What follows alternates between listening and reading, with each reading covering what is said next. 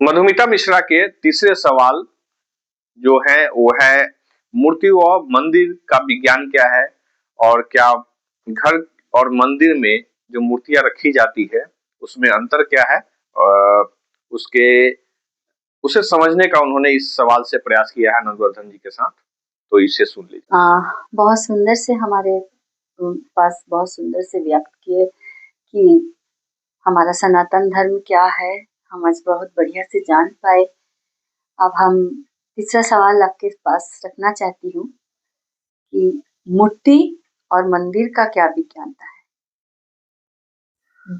मूर्ति मंदिर में ही रखना चाहिए, माने शुभ है, और हमारा जो घर में ही हम लोग मूर्ति प्रतिष्ठा करते हैं, ये दोनों में क्या डिफरेंस है। बहुत कोई बोलता है घर में मूर्ति नहीं होना चाहिए, तो मूर्ति और मंदिर ये दोनों में विज्ञानता और मूर्ति का क्या प्राधान्यता है, ये थोड़ा आप बताइए तो हमारे लिए बहुत। देखिए, हिंदू धर्म में ये कहा गया है कि जो ब्रह्म तत्व है वो निराकार है, ब्रह्म हैज नो फॉर्म। तो फिर ये प्रश्न पैदा होता है कि जब ईश्वर निर्गुण है, निराकार है, निरवयव है, तो जो निर्गुण है, निराकार है, निरवयव है, उसमें कोई अवयव है ही नहीं, कोई पदार्थ तत्व ही नहीं है, तो उसको मूर्त स्वरूप क्यों देना। फिर तो आप निराकार ब्रह्म की उपासना कीजिए। ये एक बड़ा विशद परिचर्चा का विषय हिंदू धर्म में रहा है, और इसका एक बहुत सुंदर उत्तर भी हम लोगों को अपने शास्त्रों से प्राप्त है। कहा गया है, साकारो विकृति गया।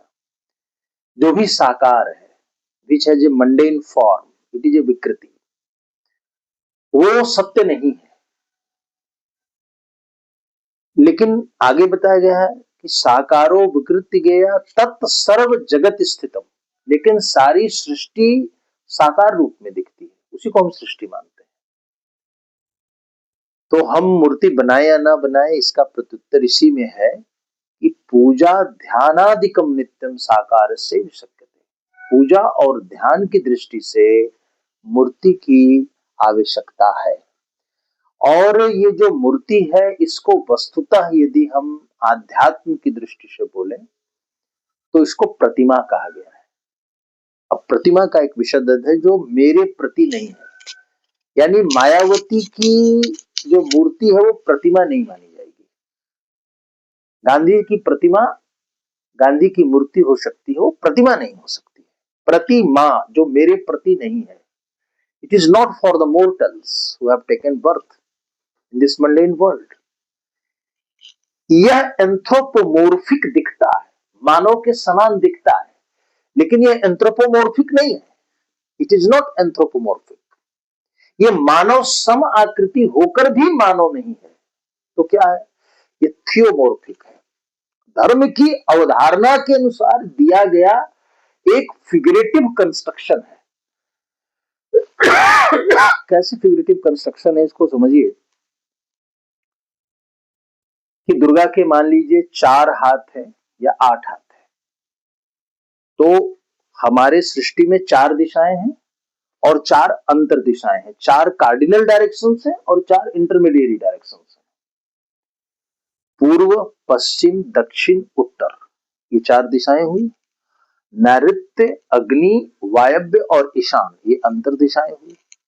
तो दुर्गा 8 दिशाओं में व्याप्त है, ये कैसे आप समझाएंगे। तो उसके लिए एक फिगरेटिव कंस्ट्रक्शन आपने बनाया कि दुर्गा अष्टभुजी है, और वो त्रिनेत्रा है, त्रिनेत्रा शूलधारिणी है। मैं मूर्ति विज्ञान की बात कर रहा हूं, जो दुर्गा सप्तती पे आधारित है। और इसकी पृथक बहुत बड़ी बात की जा सकती है केवल एक मूर्ति को लेकर। तो 3 नेत्र क्यों है, भूत, वर्तमान और भविष्य काल का सामान्य रूप से 3 घटकों में हम देखते हैं। हालांकि काल की निरंतर गति है, वो वृत्तीय पथ है, उसमें विभाजन संभव नहीं है, लेकिन काल की वो दृष्टा है, महाकाली भी है, तो उनके 3 नेत्र हुए। और त्रिनेत्रा शूल धारिणी, त्रिशूल भी धारण करती है। कफ पीत वायु 3 शूल है, 3 पीड़ा के कारक है। तो ये 3 शूलों को दमन करने वाला एक यंत्र है जिसको त्रिशूल कहा गया है। सर्वशक्ति स्वरूपनी है। कैसे आप उसको प्रतिमा में ढालेंगे? तो आपने उनको सिंहवाहिनी बना दिया। इससे बड़ी प्रकृति में शक्ति नहीं है, और वो तो उसका वाहन बना हुआ है, उसको नियंत्रित कर रही है। प्रतिमा का विज्ञान क्या है? सबसे पहले कहा गया है प्रतीतात प्रतीकः। सबसे पहले इंपॉर्टेंट है प्रतीति, अनुभव, रियलाइजेशन, स्पिरिचुअल सेल्फ रियलाइजेशन। प्रतिमा कैसे जन्म लेती है? आपके मन में एक दृष्टा के रूप में भाव आता है कि देवी है, देवी मातृवत है, देवी सर्व प्रकार से रक्षा करने वाली है, ये भाव है, ये प्रतीति है। प्रतीति को आप प्रतीक में बदलते हैं। आप स्वस्तिक बनाते हैं, स्वस्तिक एक प्रतीक है। पूर्ण कुंभ, पूर्ण घट बनाते हैं, यह एक प्रतीक है। और फिर कहा गया प्रतीकात प्रतिमा जायन्ते, प्रतीक से प्रतिमा का जन्म होता है। यानी दुर्गा भी अपने मूल स्वरूप में मूर्ति के रूप में एक प्रतीक है, प्रतिमा के रूप में प्रथम स्तर पे एक प्रतीक है, पूर्ण स्तर पे एक प्रतिमा है। अब ये प्रतिमा हमारे पार्थिव तत्व के दृष्टिकोण से सच नहीं है, यह अमूर्त की मूर्त में प्रकट की गई संकल्पना है, एक ट्रांसफॉर्मेटिव प्रिंसिपल पर आधारित है, where extra mundane reality is manifested in form of a mundane reality. लिंग एक बड़ा अच्छा उदाहरण है। लिंग क्या फैलस सिंबल है? क्या वो पुरुष के लिंग जैसा दिखता है? दिखता है और नहीं भी दिखता है। वह योनि तत्व से ऊपर उठ रहा है। योनि क्या है? जहां से योग निःसरित होता है, गमन करता है, वो योनि है। योग के गमन का मार्ग है। और लिंग जिसमें सब कुछ लीन है और गमन करता है, सृष्टि का सब सूत्र जिसमें लीन है और गमन करता है। अब ये सृष्टि की 2 विधायिका शक्तियों का शिव मंदिर में आप एक कॉन्फिगरेशनल स्वरूप आपको दिखाया गया है, और यह लिंग ऊर्ध्व दिशा में जा रहा है, आकाश तत्व को देख रहा है। वो योनि में लीन नहीं है, योनि से ऊपर उठ रहा है। यानी योनि जगत का आधार है, और यह जो जगत का आधार है, वह जो ज्योतिर्स्वरूप लिंग है, वो उसकी दिशा सूर्यमंडल की ओर है। तो हमारी जो मूर्ति है वो सृष्टि विज्ञान को समझाने का एक माध्यम है। मैं एक और उदाहरण देता हूं। भगवान विष्णु जल में सो रहे हैं, अब शेष सैया पर सो रहे हैं, अनंत। जब सृष्टि विलीन होगी तो कहां विलीन होगी? जल में विलीन होगी। तो सृष्टि का कारक जो सस्टेनेंस का जो फैक्टर है, Vishnu is God of sustenance, तो वो भी कहां विलीन हो जाएगा? जल में। और जल में क्या शेष रहेगा? अनंत संभावनाएं शेष रह जाएंगी। अच्छा, जीवन का जो मूवमेंट है, पुरुष के स्पर्म में जो मूवमेंट है, वो देखिएगा, वो सर्पेंटाइन मूवमेंट है, सांप की भांति वो मूवमेंट है, मछली की भांति वो मूवमेंट है। तो जो विष्णु सो रहे हैं, उसी समुद्र में सृष्टि का सारा धन तत्व है, जीवन तत्व है, छुपा हुआ है। वो कौन है? लक्ष्मी तत्व है। लक्ष्मी क्या है? जिसको हम लक्षित करके प्राप्त कर सकते हैं। बिना लक्ष्य के धन नहीं आता। आपके पास लक्ष्य नहीं है धन का, तो लक्ष्मी नहीं आएगी, लक्ष्य तो बनाना पड़ेगा। तो यह जो समुद्र वसने देवी है, समुद्र में वसन करने वाली जो लक्ष्मी है, सबसे अधिक धन इसी समुद्र में है। और वहां जो जीवन को चलाने वाला तत्व है विष्णु तत्व, वेवेष्टि इति विष्णु, एक विष्णु इंडोजेनिक फोर्स का नाम है, जो जल के अंतर्गत निहित सृजन की जो शक्ति है, वह शक्ति विष्णु की शक्ति है। जो सारी सृष्टि जल में विलीन भी हो जाएगी तो जीवन की सारी अनंत संभावनाएं वहां शेष रहेगी। अब इस अनंत संभावना जो शेष रहेगी, इसके लिए आपने एक कॉन्फ़िगरेशनल डायग्राम बनाया, शेष साई विष्णु का, अनंत साई विष्णु का, अनंत संभावनाएं उनके साथ जुड़ी हुई। तो मूर्ति एक दार्शनिकता को और एक विज्ञान को लेकर आई है हिंदू धर्म में। वो अकारण नहीं है, कोई सुंदर या अपोलो की मूर्ति नहीं है। यह एथेना की मूर्ति नहीं है, यह मूर्ति महाकाली की है। काल का वो चक्र, सृष्टि का वो चक्र जिसमें रौ करती हुई ऊर्जा ब्लैक होल में सब कुछ समाहित कर लेती है, और फिर उस ऊर्जा का जो प्रकटीकरण होता है तो वही भैरवी शक्ति अपने एकदम रक्तिम वर्ण के साथ प्रकट होती दिखाई पड़ती है। काली की जो जीवा है वो लाल लोल वाली है, ऊर्जा ऊर्ध्वमुख हो रही है, उस रूप में दिखाया गया है। तो मूर्ति हमारा जो है वो एक थियोमॉर्फिक कॉन्सेप्ट है, एक कॉन्फिगरेशनल है, इसका एक एस्पेक्ट, यह एक डायग्रामेटिक स्कीमाटा है, और उस डायग्रामेटिक स्कीमाटा के पीछे एक मेटाफिजिकल थियरी है। मूर्ति और image is based on A metaphysical principle. If you do not understand that ideological background, you will not be able to explain what this image is. So मूर्ति का एक अपना विज्ञान है। दूसरा है, हमारे देवालय में गर्भगृह में मूर्ति स्थापित की जाती है। तो गर्भ का मतलब क्या होता है? वomb of the mother is गर्भ। गर्भ को समझिए जहां गमन है, मतलब मूवमेंट है, और जहां भास्वरता है। गा मतलब गमन, अर्म ने गति, भास्वरता है, लाइट है। There is a light in the womb, there is light within the cosmos. तो मूर्ति को देवालय के गर्भ में स्थापित किया गया है, यानी उस गर्भ के अंतर्गत एक प्रकाशमान तत्व है, और वही प्रकाशमान तत्व जो है वो प्रतिमा है। लेकिन हमारे यहाँ मंदिर हर जगह पे नहीं बनाया जाता था। इसके लिए एक कल्चरल एस्ट्रोनॉमिक प्रिंसिपल है, where the temple should be established. So the shastra says वनोपनांत नदी शैल निर्झरोपांत भूमिषु रमन्ते देवता नित्यम पूरे उद्यानवत्सुच। जहां निरंतर जल राशि का प्रवाह है, जहां एक ऊर्ध्वमुख पर्वत है यानी शैल है, जहां निर्झर है, जहां वन है, जहां उद्यान है, जहां प्रकृति की पूरी उर्वरा शक्ति प्रकट दिखाई पड़ती है। And it has to be created in light in basically in terms of alignment with sun. Sun के साथ जो अलाइनमेंट है वो बड़ा महत्वपूर्ण है। पूर्वाभिमुख हो, उसका द्वार कैसे हो, उसके वातायन कैसे हो, उसके शिखर की ऊंचाई कितनी हो, उसमें कितनी इष्टिकाओं का प्रयोग हो, और उसको किस मुहूर्त में, किस ऋतु काल में उस मंदिर को स्थापित किया जा रहा है, उसी के अनुसार उसका ब्रह्मोत्सव भी होगा।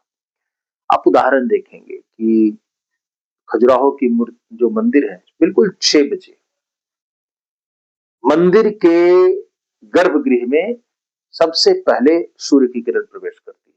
ऐसा कैसे संभव हो रहा है?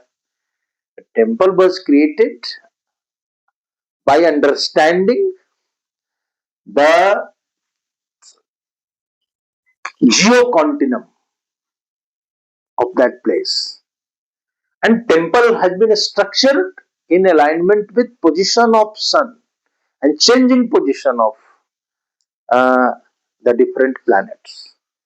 जो प्लैनेट्स का गति या प्रवाह है और सूर्य के साथ उस स्ट्रक्चर का संबंध कैसे बनेगा, क्योंकि इसी विद्या को वास्तु विद्या कहते हैं। अजंता में गुफा नंबर 26 में बुद्ध पूर्णिमा के दिन सूर्य की सीधे किरण बुद्ध के चरण में आकर गिरती है। ये कैसे किसी ने स्थापित किया? ये एक एस्ट्रोनॉमिक प्रिंसिपल पर आधारित है। Temple is generally based on a astronomic principle, a principle which created the idea of spheric geometry. ये स्फेरिक जियोमेट्री जो है वो मंदिर की संरचना में बड़ा महत्वपूर्ण स्थान रखता है। ये कंस्ट्रक्शन कैसे हो, और इसका एक न्यूमेरिक प्रिंसिपल भी है।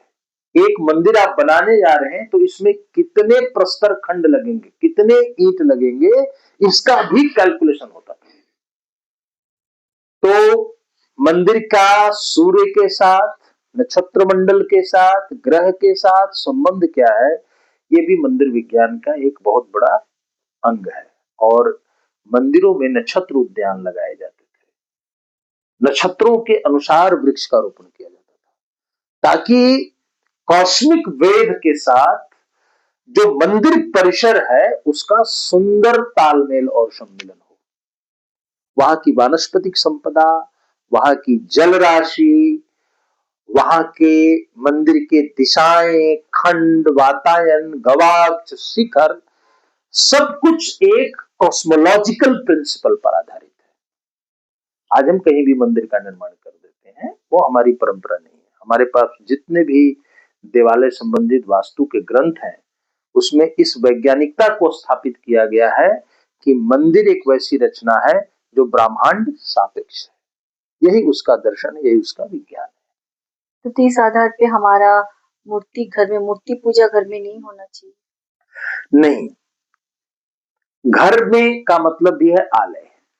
आलय मतलब जिसके आभ्यंतर में एक लय है, रिदम है, जहां आने के बाद आप एक अपने संगीत का अनुभव करते हैं। तो यदि आप घर में अपनी पूजा के दृष्टिकोण से कोई विशिष्ट स्थान का निर्माण करते हैं, है ना, देवालय की एक अपनी अलग महत्ता है और गृह स्थान में भी पूजा की परंपरा हमारी रही है। तो हम लोग मूर्ति कैसे बनाते हैं, किसका बनाते हैं? जैसे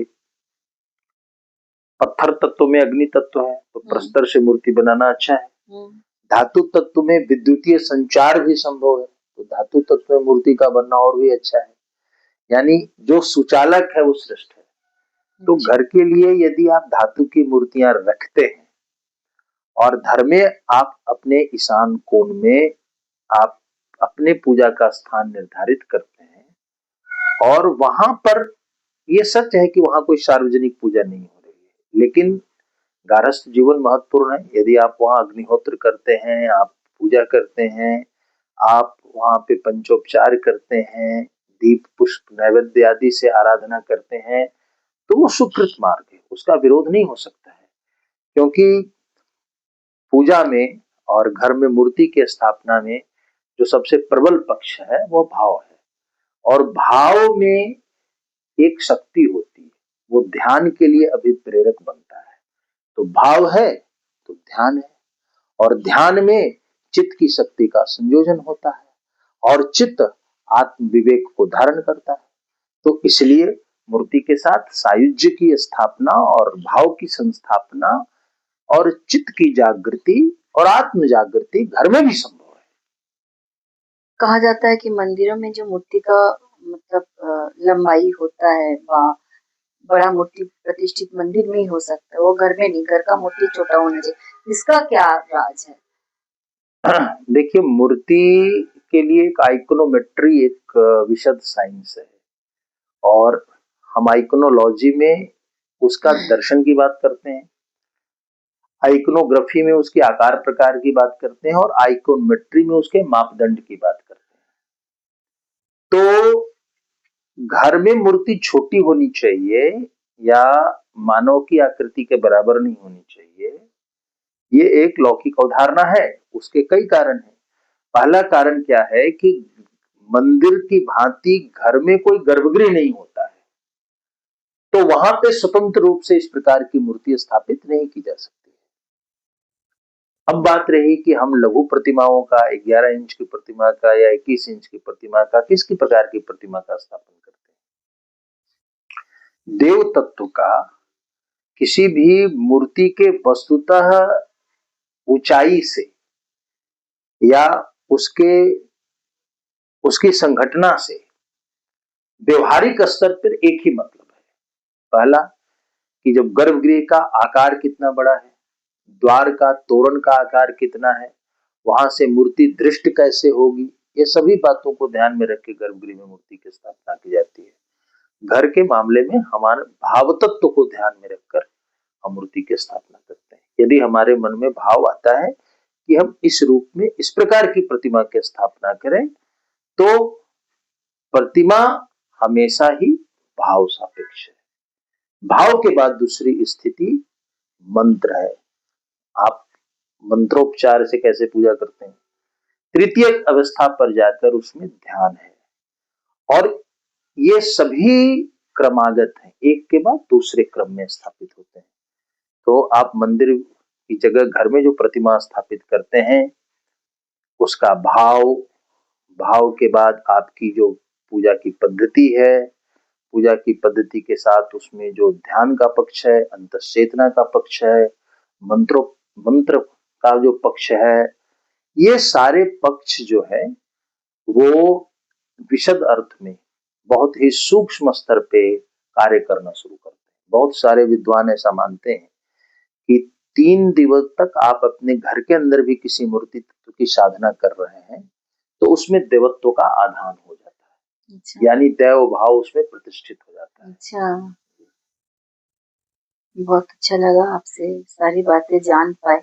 ये हमारा आम जीवन में ये बहुत सारा बातें जो नित्य नैमित्तिक हम लोग को लगता था नहीं ये करने से डर है, वो करने से डर है, कैसे मूर्ति ले आके पूजा करें, आज हम लोग बहुत बढ़िया से जान पाए आपसे। बहुत बहुत बहुत बहुत धन्यवाद। धन्यवाद। आपका भी बहुत बहुत धन्यवाद।